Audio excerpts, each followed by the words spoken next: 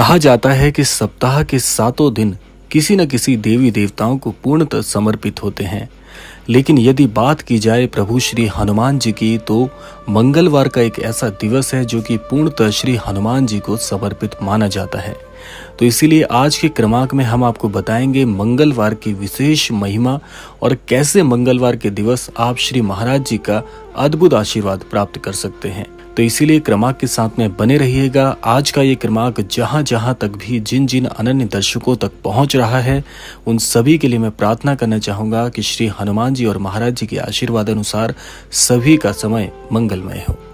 इसी कामना के साथ आइए प्रारंभ करते हैं आज के इस दिव्य अध्याय को। जब मंगलवार के दिवस की बात आती है तो निसंदेह मंगलवार एक ऐसा दिवस है जो कि श्री हनुमान जी के जितने भी अनन्य भक्त हैं या श्री महाराज जी के जितने भी अनन्य भक्त हैं, उन सभी को मंगलवार की महिमा अवश्य पता होनी चाहिए। और इसी के साथ साथ मैं आपको बताऊंगा अपना एक ऐसा व्यक्तिगत अनुभव, जिस अनुभव से आप ये बात पूर्णतः जान पाएंगे कि कैसे मंगलवार के दिन श्री महाराज जी की विशेष कृपा रहती है उनके अनन्य भक्तों के ऊपर।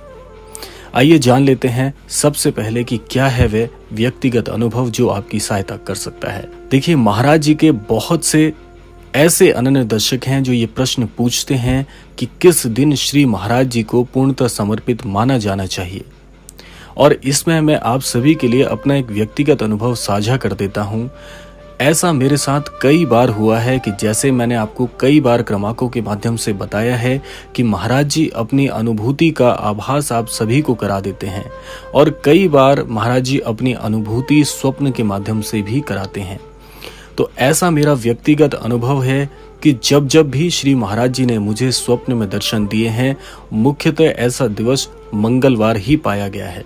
मेरे जीवन में कई बार महाराज जी ने मुझे स्वप्न के माध्यम से दर्शन दिए हैं। कई बार मुझे बताया है, जैसे मेरे मन में किसी प्रकार की कोई असमंजस की स्थिति चल रही होती है, तो स्वप्न के माध्यम से महाराज जी ने कोई ना कोई संकेत देकर मुझे उस असमंजस से बाहर निकाला है।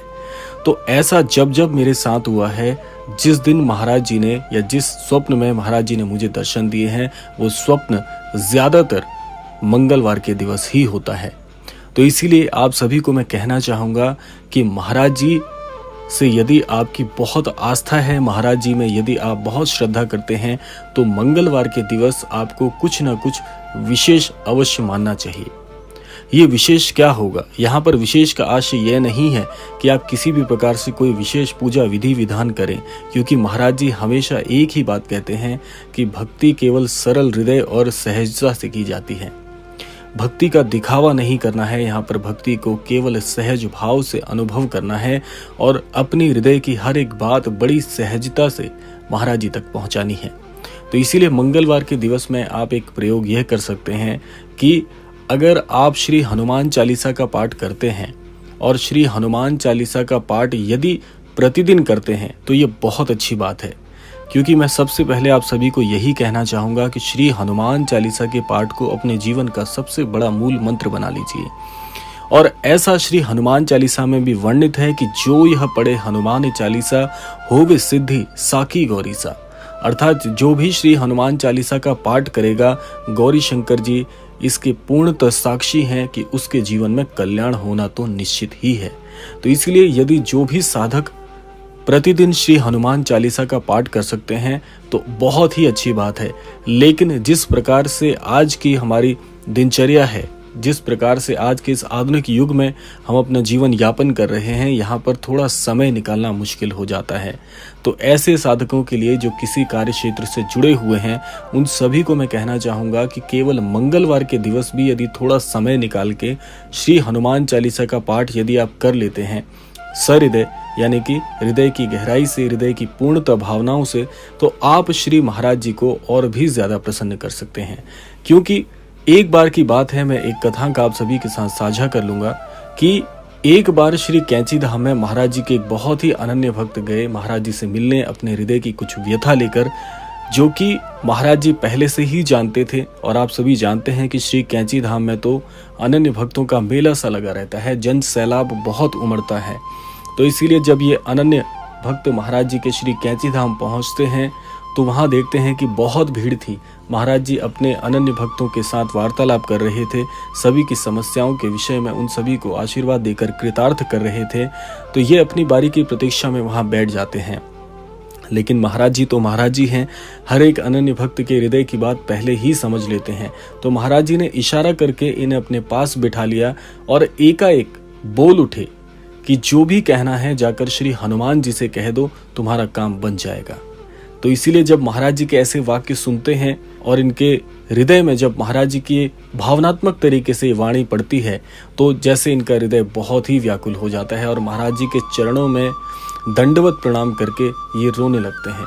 क्योंकि महाराज जी हर एक भक्त के हृदय की बात जानते हैं कि कैसे कौन से भक्त को किस समय में, किस सीमा में और किस प्रतिशत में देना है। तो ये महाराज जी से बेहतर कोई जान भी नहीं सकता, क्योंकि महाराज जी गुरुओं के महागुरु हैं। तो इसीलिए जो मंगलवार का दिवस है इसकी विशेष महिमा है और श्री हनुमान चालीसा और मंगलवार का तो ऐसा संबंध है जिस प्रकार से हमारे शरीर का हमारी श्वासों से है। तो इसीलिए मंगलवार के दिवस में जो भी साधक श्री हनुमान चालीसा का पाठ करके श्री हनुमान जी के दर्शन कर लेता है, उसका वह दिवस अपने आप में ही बहुत ही अद्भुत हो जाता है। उसके जीवन में वो सारी शक्तियां जुड़ जाती हैं जिसके लिए वो लालायित रहता है। यदि ऐसा कोई अनन्य भक्त जो कि महाराज जी से जुड़ने का प्रयास कर रहा है और महाराज जी तक अपनी भावनाएं प्रेषित कर रहा है प्रार्थनाओं के माध्यम से, मंगलवार के दिवस को यदि आप अपने जीवन का मुख्य भाग बना लें, श्री हनुमान चालीसा को जीवन का मूल मंत्र बना लें, तो आपका जीवन वैसे ही पार उतर जाएगा। इसीलिए मंगलवार के दिवस में आप ये कार्य भी कर सकते हैं कि संध्याकालीन आरती, जो भी निकटतम श्री हनुमान मंदिर आपके आसपास है, वहां पर जाकर संध्याकालीन आरती का भाग बनिए। क्योंकि मंगलवार के दिवस जो संध्याकालीन आरती होती है मुख्यतः श्री हनुमान चालीसा से ही शुरुआत होती है। तो श्री हनुमान चालीसा में जो सामूहिक गायन है उसमें आप शामिल हो सकते हैं। व्यक्तिगत रूप से श्री हनुमान चालीसा का पाठ श्री हनुमान जी के विग्रह के समय के समक्ष कर सकते हैं। और यदि आपके आसपास कोई श्री हनुमान जी का मंदिर नहीं है, श्री राम जी का मंदिर नहीं है, तो भी कोई बात नहीं, आप अपने गृह स्थान पर जो आपका व्यक्तिगत मंदिर है वहां पर भी बैठकर श्री हनुमान चालीसा का पाठ कर सकते हैं। एक बात मैं आपको और बताना चाहूंगा अपने व्यक्तिगत अनुभव से, जब भी जीवन में ऐसा अनुभव कर रहे हों कि जीवन में बहुत ही विकट समय चल रहा हो, ऐसा हर व्यक्ति के जीवन में आता है कि कभी ना कभी कोई ना कोई समय आपको विचलित कर ही देता होगा। और कभी कभी ऐसा लगता है कि जैसे सब कुछ अंधकारमय हो गया है, ये सबके साथ होता है। तो ये ऐसी स्थिति में, ऐसे समय में श्री हनुमान जी के समक्ष बैठकर या श्री हनुमान जी के विग्रह के सामने बैठकर आप श्री हनुमान चालीसा का पाठ करना प्रारंभ करिए, आपको बहुत लाभ मिलेगा। और यदि श्री हनुमान जी का विग्रह नहीं है आपके गृह स्थान पर, छवि चित्र भी नहीं है, तो भी कोई बात नहीं, श्री महाराज जी के समक्ष बैठकर भी यदि महाराज जी को आप श्री हनुमान चालीसा का पाठ सुनाते हैं, तो आप ये मान लीजिएगा कि व्यक्तिगत रूप से आपके वो सारे कष्ट रेखांकित कर लीजिएगा मेरी बात को, कि जीवन के उस समय में, वर्तमान स्थिति में जो अंधकारमयी समय, जो विकट समस्या आपके जीवन में चल रही हो, वो विकट समस्याएं आपके जीवन से ऐसे ओझल हो जाएंगी जैसे आपको कभी उन्होंने घेरा ही नहीं था। तो इसलिए इतनी शक्ति, इतनी महिमा है श्री हनुमान चालीसा की और मंगलवार के दिवस की। इसीलिए आप सभी के लिए मैं ये कामना करना चाहूँगा, जहाँ जहाँ तक भी आज का ये क्रमांक पहुँच रहा है, हमारे सभी अनन्य दर्शकों के जीवन में महाराज जी उन्हें आशीर्वाद देकर कृतार्थ करें और श्री हनुमान जी की कृपा सभी पर बनी रहे और सभी को श्री महाराज जी की अद्भुत भक्ति की प्राप्ति हो। इसी कामना के साथ अब विदा लेने का समय भी आ गया है। विदा लेने से पूर्व समय है रोजाना की प्रार्थना का। यही प्रार्थना करना चाहूंगा कि श्री महाराज जी के आशीर्वाद अनुसार आप सभी को सन्मति और सद्बुद्धि की प्राप्ति हो और इस संपूर्ण सृष्टि का, इस संपूर्ण लोक का कल्याण हो। इसी कामना के साथ विदा लेते हैं, मिलते हैं अगले क्रमांक में। तब तक के लिए जय श्री राम, जय गुरुदेव, जय उत्तराखंड।